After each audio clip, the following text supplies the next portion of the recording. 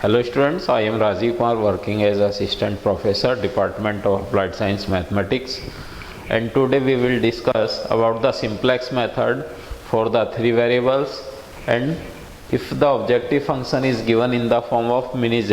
जैसा कि हमने आपको लास्ट वीडियो में बताया था कि किसी भी प्रॉब्लम को जो हमारी एलपीपी प्रॉब्लम होती है आइदर इन 2 वेरिएबल और 3 variable, it can be solve by the simplex method.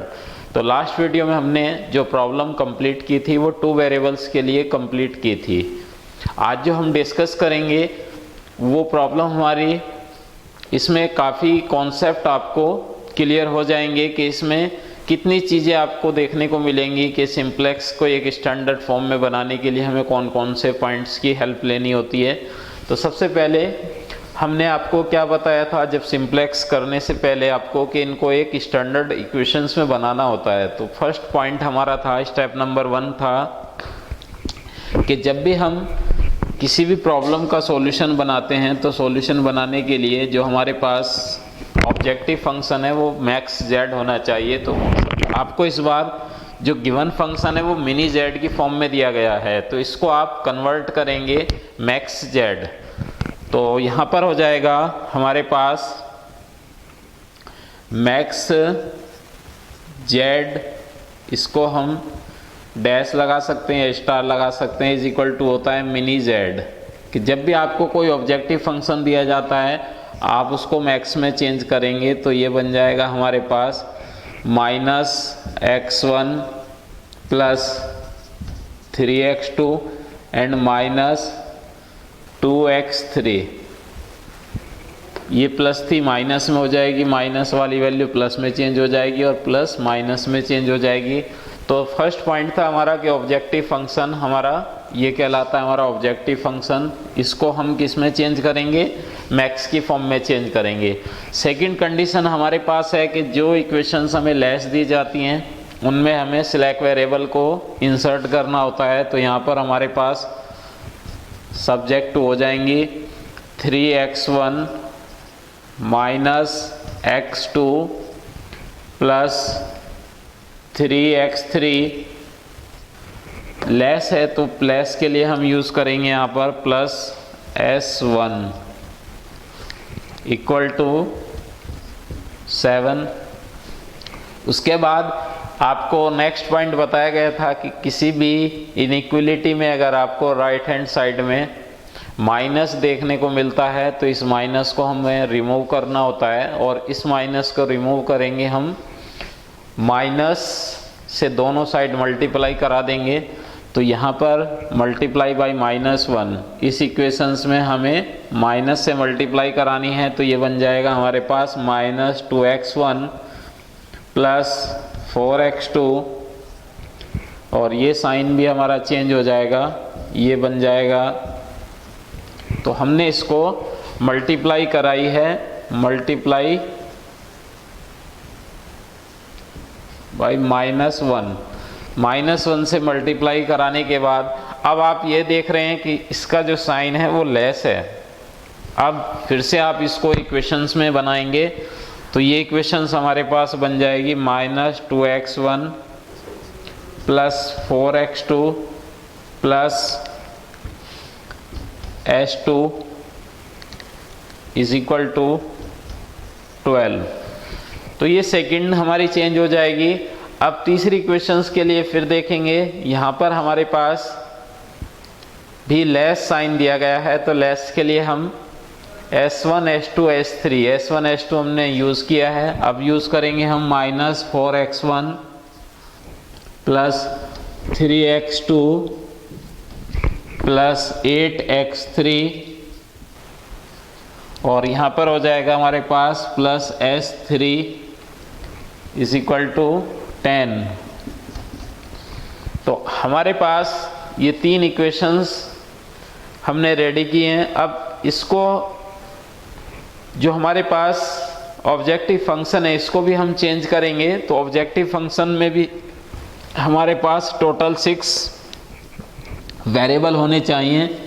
तो यहाँ पर लिखेंगे max Z star is equal to -x1 plus 3x2 -2x3 plus 0s1 plus 0s2 plus 0s3, ये तीनों वेरिएबल आपको इनके अकॉर्डिंग यहाँ पर इंसर्ट करने हैं, s1 s2 s3। अब हम यहाँ पर बनाएंगे इन सब के लिए एक सिंप्लेक्स टेबल। तो यहाँ पर आप हेडिंग लिख देंगे सिंप्लेक्स टेबल। देखिए प्रॉब्लम अगर आपकी मैक्स की होगी तो मैक्स की तो ऑलरेडी आपको कोई साइन चेंज करने की नीड कहीं पर किसी तरह की नहीं होगी। अब हम यहाँ पर फिर से, जैसे कि हमने आपको लास्ट वीडियो में बताया था कि सबसे पहले हम इसकी एक सिंप्लेक्स टेबल की एक बॉडी बनाएंगे। यहाँ से एक टेबल बनानी होती है जिसके अंदर हमें वैल्यूज़ पुट करनी है। तो जो हमारा फर्स्ट कॉलम होता है वो हम दिखाएंगे बेसिक वेरिएबल। तो ये हो जाएगा हमारे पास बेसिक वेरिएबल्स, और यहाँ पर हो जाएंगे CB, यहाँ पर लेंगे हम XB। फिर उसके बाद हमारे पास टोटल इस बार 6 वेरिएबल हैं, X1 X2 X3 S1 S2 S3, और लास्ट में बनाएंगे यहाँ पर हम मिनिमम रेशो। इसके लिए हमें यूज़ करना होता है XB/XK। अब बेसिक वेरिएबल हमारे पास हैं, कौन कौन से हमने आपको बेसिक बताए थे जिनको हम ऐड करेंगे, चाहे वो आपके सिलेक्ट हो सकते हैं और आर्टिफिशियल। तो यहाँ पर लिखेंगे आप S1 S2 S3।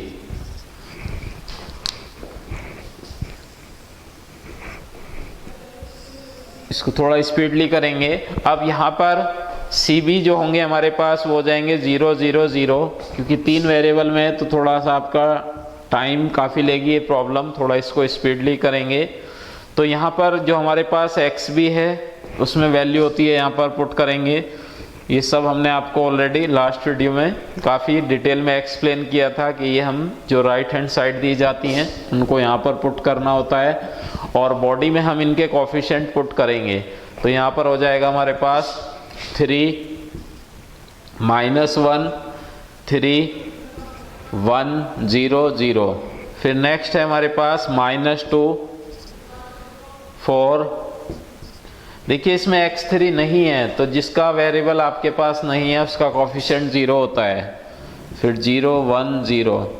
फिर नेक्स्ट है हमारे पास -4 -3 8 0 0 1। तो अब हमने देखा, आपको लास्ट वीडियो में बताया था, ये पार्ट हमारा यूनिट मैट्रिक्स को शो करता है यहाँ पर। अब इसके बाद हमें यहाँ पर ऊपर वैल्यू लिखनी होती है CJ। तो CJ में हम यहाँ पर दिखाएंगे जो हमारे पास ऑब्जेक्टिव फंक्शन है उनमें क्या कोफिशिएंट है, -1 3 -2 0 0 0। उसके बाद हम निकालेंगे यहाँ पर डेल्टा J। तो डेल्टा J निकालने के लिए मैंने आपको लास्ट वीडियो में सब समझा दिया है कि किस तरह हम वैल्यू निकालते हैं। हमारे पास फॉर्मूला होता है डेल्टाज निकालने का, CB X, यहाँ पर होता है X CB XJ -CJ, यानी कि इन दोनों की प्रोडक्ट हमें करनी होती है। इसकी प्रोडक्ट इसके साथ, इसकी इसके साथ, और इसको माइनस कराना होता है। तो ये आपका प्लस में आ जाएगा, ये -3 आएगा, यहाँ पर 2 0 0 0। आपको मैंने शॉर्ट में बताया था यहाँ पर कि जब ये तीनों वैल्यू 0 होती हैं तो आप इनके डिटेल डायरेक्ट साइन चेंज करके भी लिख सकते हैं। अब यहाँ पर हमें देखना होता है कि हमारे पास मोस्ट निगेटिव कौन सा डेल्टा J है। तो डेल्टा J अभी तक हमारे 0 से छोटे आ रहे हैं, तो हमें यहाँ पर मोस्ट निगेटिव को चूज़ करना होता है। अब इस बार आप देख रहे हैं एक ही सिंगल वैल्यू माइनस में आ रही है, तो हम इसको ऊपर तक डॉट डॉट डॉट करेंगे, और जितने भी इस लाइन के नीचे एलिमेंट आएंगे दीज आर XK, ये सभी हमारे XK हैं। और XK आपको मैंने कहा था कि हमें मिनिमम रेशो निकालनी होती है माइनस, तो के लिए हम डैश लगा देंगे। माइनस नहीं कंसिडर करते हैं और 0 नहीं कंसिडर करते हैं। तो यहाँ पर हो जाएगा हमारे पास, अब आप देखेंगे इन दोनों में सबसे छोटी कौन सी वैल्यू आ रही है। तो सबसे छोटी आपको 3 शो हो रही है, यहाँ पर 3 आ रहा है, तो इस 3 को हम हॉरिजॉन्टली चूज कर लेंगे और डॉटेड लाइन ड्रॉ करेंगे। अब इसके बाद जहां पर आपकी लाइन इंटरसेक्ट करती हैं, ये क्या बताया था मैंने आपको, इट इज नोन एज की एलिमेंट, इसको की एलिमेंट बोला जाता है और इसकी वैल्यू हमेशा में 1 बनानी होती है। तो 1 बनाने के लिए मैं इसको कितने से डिवाइड करूंगा, यहाँ 4 से। तो 4 से जो डिवाइड वैल्यू मिलेगी उसको आप यहीं इसके साथ लिख लेंगे ताकि हमें आसानी रहेगी। -1/2 और यहाँ पर हो जाएगा हमारा 3। अब जो हमें ये न्यू रो मिलती है जो आप, तो इसको सेकंड पोजीशन में आप एज इट इज यहाँ पर कॉपी कर देंगे सेकंड पोजीशन पर। और S2 हमारा आउटगोइंग है तो यहाँ पर किसको लाएंगे, X2। मिडिल में है तो मिडिल में लेंगे। S1 हमारा एज इट इज रहेगा और S3 हमारा एज इट इज रहेगा। 0 आपका आउटगोइंग हो जाएगा। यहाँ पर किसकी वैल्यू इंसर्ट हो जाएगी, 3। तो यहाँ पर आप 3 पुट करेंगे, ये आपका एज इट इज रहेगा। जो हमारी मिडिल रो चेंज हुई है इसको हम यहाँ पर कॉपी करेंगे, -12 0 0 1/4 0। अब आपको मैंने बताया था, अब हमें ऑपरेशन अप्लाई करना होता है कि ये वैल्यू मुझे चाहिए, इस रो के लिए मुझे किस ऑपरेशन की नीड है। तो मुझे यहाँ पहले से ही 0 0 0 मुझे ये जीरोस लाने हैं। जब भी आपको की एलिमेंट मिलता है तो आपको उसके ऊपर नीचे 0 लाना होता है। तो उसको 0 लाने के लिए आपने किस तरह का ऑपरेशन अप्लाई किया होगा, R1 में -1 में +1 ऐड करेंगे तभी हमारा 0 बन सकता है। तो हमें ऑपरेशन यहाँ पर अप्लाई करना पड़ता है, R1 + R2। ऑपरेशन किसका करना है, R1 का। तो R1 प्लस किससे ऑपरेशन करना है, जो हमारी न्यू रो आती है। तो अब हम फटाफट सभी एलिमेंट जल्दी से इसके साथ लिख लेंगे कि हमने क्या ऑपरेशन लिया है। तो यहाँ पर लिखेंगे 7 + 3, उसके बाद है हमारा 3 + -12, दोनों के एलिमेंट लिखते चलेंगे, -1 + 1, उसके बाद है हमारे पास 3 + 0, उसके बाद है हमारे पास 1 + 0, नेक्स्ट है हमारे पास 0 + 1/4 और नेक्स्ट है हमारे पास 0 + 0। अब इनको देख लेते हैं तो इनकी वैल्यू कितनी आ रही है, 5/2 0 3 1 1/4 0। तो इनको आप यहाँ पर लिखते चलेंगे 10 5/2, नेक्स्ट है हमारे पास 0, फिर नेक्स्ट है 3 1 1/2 1/4 एंड 0। तो इस तरह हमने सभी को 1 by 1 निकाला। अब हम इसको यहाँ से रफ कर देते हैं, ये हमने एलिमेंट को कॉपी कर लिया है। अब नेक्स्ट ऑपरेशन है कि मुझे यहाँ भी 0 चाहिए। तो जब 3 में से 3 माइनस होगा तभी हमारा 0 आ सकता है। तो हमें ऑपरेशन की नीड है कि यहाँ पर मेरा 3 होना चाहिए और 3 - 3 होगा तभी हम यहाँ पर 0 ला सकते हैं। तो ऑपरेशन क्या लिखना पड़ेगा हमें, R3 का ऑपरेशन अप्लाई करना है। तो लिखेंगे R3 - 3R2 और 3R2 कौन सी है, जो हमने न्यू रो यहाँ पर बनाई है। तो अब इसके भी एलिमेंट हम हैंड टू हैंड लिखते चलेंगे सभी। हमारे पास है 10, तो पहला एलिमेंट है 10 -3 हमारा फिक्स है। R2 कितना है 3, तो यहाँ पर हमारे पास हो जाएगा 10 - 9 = 1। उसके बाद है हमारे पास यहाँ पर कितना है -4, R3 है -4 -3 फिक्स है और न्यू रो में हमारा है -12। तो यहाँ पर हो जाएगा -4 + 3/2 और -8 में आप ऐड कराएंगे +3 तो ये बन जाएगा -5/2। उसके बाद है हमारे पास 3 -3 मल्टीप्लाई R1 कितना है, न्यू का 1, तो यहाँ पर आ जाएगा 3 - 3 = 0। उसके बाद है हमारे पास 8 - 3 हमारा फिक्स है, R2 0 है, तो 8 - 0 = 8। उसके बाद है हमारे पास 0 - 3 मल्टीप्लाई 0, 0 - 0 = 0। और नेक्स्ट है हमारे पास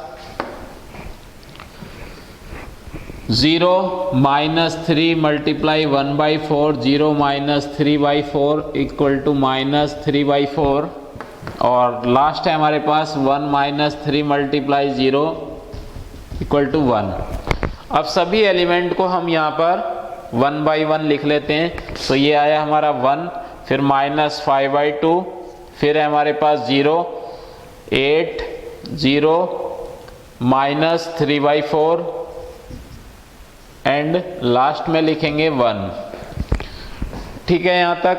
अब अगर आप इसको भी ऑपरेशन से अप्लाई करना चाहते हैं तो इसमें आपको -3 में +3 ऐड करना पड़ेगा, तो बस यहाँ पर आप प्लस कर देंगे तो भी आपकी वैल्यू आ जाएगी। लेकिन मैंने आपको डायरेक्ट निकालना सिखाया है, हम इस टेक्निक को अप्लाई करते हैं, इसकी मल्टीप्लाई इसके साथ, इसकी मल्टीप्लाई इसके साथ और इसकी इसके साथ, और माइनस कराते हैं इस एलिमेंट को।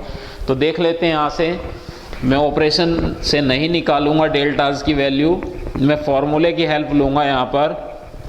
तो आप देखिए कि जब हम इसकी मल्टीप्लाई इसके साथ कराएंगे तो 5/2 प्लस 3 मल्टीप्लाई -1/2 प्लस 0 मल्टीप्लाई -5/2 और -1।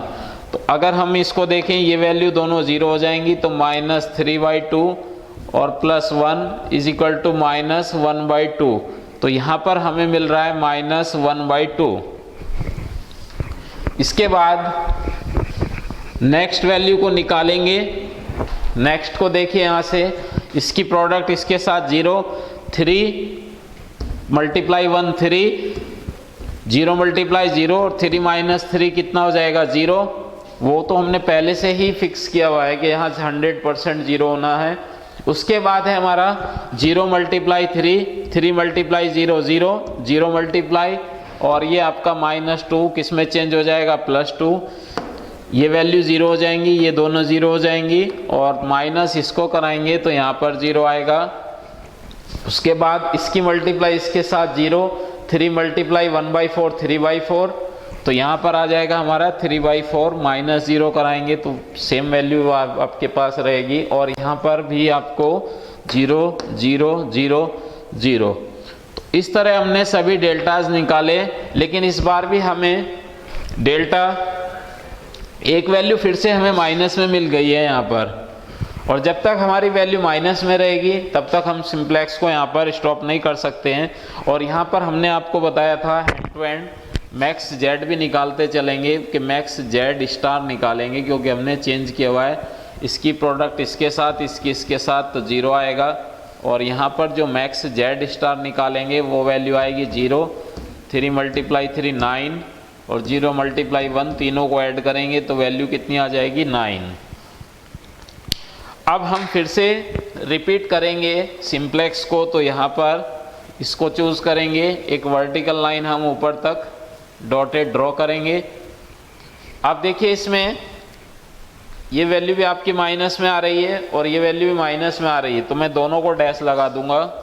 कभी कभी ऐसा होता है कि अगर तीनों ही वैल्यू माइनस में आ जाएं, इस बात को मैं अभी बता देता हूं आपको, कभी कभी किसी प्रॉब्लम में तीनों वैल्यू माइनस आती हैं तो आप मिनिमम रेशो नहीं निकाल पाएंगे, और मिनिमम रेशो अगर नहीं निकलेगी तो आपकी प्रॉब्लम आगे रन नहीं कर सकती है। इस तरह की प्रॉब्लम को कहते हैं हम अनबाउंडेड सॉल्यूशन। तो आप उन प्रॉब्लम में लिख सकते हैं कि it is a unbounded solution so we can not find the complete solution. इस तरह की जिसमें आपका क्वेश्चंस रन करता रहेगा, ये सारे हमारे बाउंडेड में फॉर्म में आते हैं। तो अभी भी इसमें आप एक मिनिमम रेशो निकाल सकते हैं, कौन सी है यहाँ पर 10 डिवाइडेड बाई 5, तो यहाँ पर हो जाएगा 20 डिवाइडेड 5 = 4। तो मिनिमम रेशो की वैल्यू आ रही है 4, इसको हम यहाँ पर चूज कर लेंगे।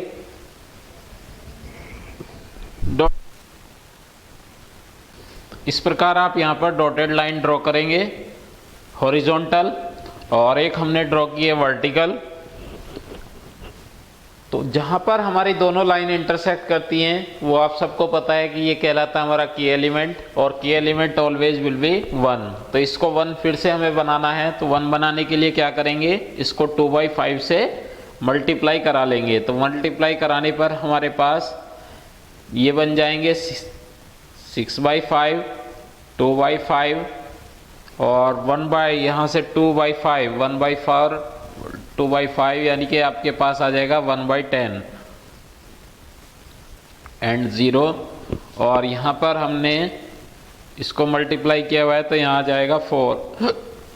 तो इस तरह हमने इन सभी वैल्यूज़ को निकाला, और S1 हमारा आउटगोइंग है तो इसकी पोजीशन पर आ जाएगा यहाँ पर X1, यहाँ पर आ जाएगा हमारे पास X2, और इस पोजीशन पर हमारे पास S3।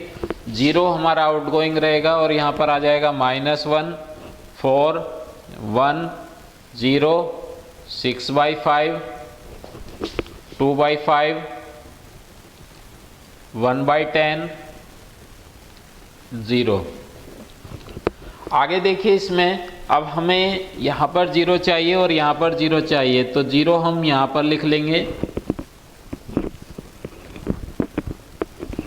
और फिर से यहाँ पर भी 0, हमारा 3, 0। अब देखिए मैं इसके ऑपरेशन लिख देता हूँ, और ऑपरेशन यहाँ पर आप को यहाँ पर 0 चाहिए, तो 0 बनाने के लिए आपने क्या किया होगा, R2 का ऑपरेशन हम लिखेंगे, R2 प्लस -½ में +½ ऐड होगा तो हमारा 0 बन सकता है, तो हम यहाँ पर लिखेंगे न्यू। तो एक तो हमें R2 का ऑपरेशन करना है, और एक -5/2 में जब हमारा प्लस के 5/2 ऐड होगा तो 0 बनेगा, तो यहाँ पर लिखेंगे R3 + 5/2 R1। तो इस तरह हमने इन दोनों ऑपरेशन को लिखा, और जब हम ऑपरेशन अप्लाई करेंगे तो इसको हम -3 + 1/2 यहाँ पर आपने लिखा है, तो जब हम इसको 1/2 से, तो यहाँ पर बन जाएगा आपका 5। आप ऑपरेशन मैंने लिख दिया है, इसको आप सेल्फ यहाँ पर देख सकते हैं अप्लाई करने के बाद। और यहाँ पर है हमारे पास 1, हम यहाँ पुट करेंगे 1, तो यहाँ बन जाएगा हमारा 11। इसके बाद है ये हमने 1 0 0 आपके लिख लिए हैं, और नेक्स्ट आएगा हमारा 0 1 0, ये हमारे पास एज इट इज़ आ जाएंगे। उसके बाद है हमारा यहाँ पर 0 और प्लस, तो यहाँ पर आ जाएगा 3/5, तो आप लिखेंगे 3/5। नेक्स्ट है हमारे पास 0 1/5, तो यहाँ पर आएगा 1/5। उसके बाद है हमारा 0 प्लस 1/5 के बाद आ जाएगा यहाँ पर 3/10, और नेक्स्ट है हमारा 0 + 0 0, तो ये सेकंड आपने निकाल लिया। उसके बाद है -5/2 से हमने इसको मल्टीप्लाई किया हुआ है, 0 आ जाएगा, यहाँ पर 0 है। 8 + 8 यहाँ पर है, और प्लस 3/5, तो आपके पास आएगा 8 + 5/2 × 6/5, 5 से 5 कैंसिल, यहाँ पर कितना आ जाएगा 11। आई होप कि आपको इसको निकाल लेंगे, और यहाँ पर 1। उसके बाद है हमारे पास आ जाएगा -1/2 एंड 1। उसके बाद आपने सभी वैल्यूज़ को निकाल लिया। अब निकालने के बाद फिर हम इसकी मल्टीप्लाई इसके साथ, इसके साथ कराएंगे, तो -1 और यहाँ पर +1 होगा 0, 0 आ जाएगा। 0 3 में से माइनस कराएंगे तो वैल्यू 0 आएगी। उसके बाद है हमारे पास यहाँ पर आएगा इसकी मल्टीप्लाई इसके साथ, -6/5 + 9/5 और +2 कराएंगे आप इसमें, तो ये आपके पास आएगा 13/5। उसके बाद आएगा आपके पास 1/5, इसकी प्रोडक्ट इसके साथ करा लेंगे, इसकी प्रोडक्ट इसके साथ, तो -2/5 + 3/5 और इसमें से 0 कराएंगे तो 1/5। उसके बाद है हमारे पास 8/10, 8/10 आएगा। 8/10 आपका इस तरह आएगा, -1 यहाँ पर आ जाएगा और 9 यहाँ पर, 9 में से माइनस कराएंगे तो 8/10 और इसके बाद यहाँ पर हमारे पास 0। तो आप देख रहे हैं यहाँ पर कि जितने भी हमने डेल्टाज इस बार निकाले हैं वो भी सभी डेल्टाज हमारे किस तरह के हैं, पॉजिटिव आ गए हैं। तो इसी के साथ हमारा ये सिंप्लेक्स वाला कंप्लीट हो जाएगा। अब हम यहाँ पर लिख देंगे अपना ऑप्टिमल सॉल्यूशन। तो लिखेंगे यहाँ पर simplex process is completed, simplex procedure is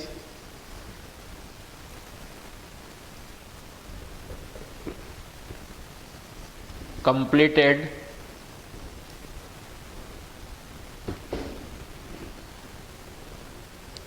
since all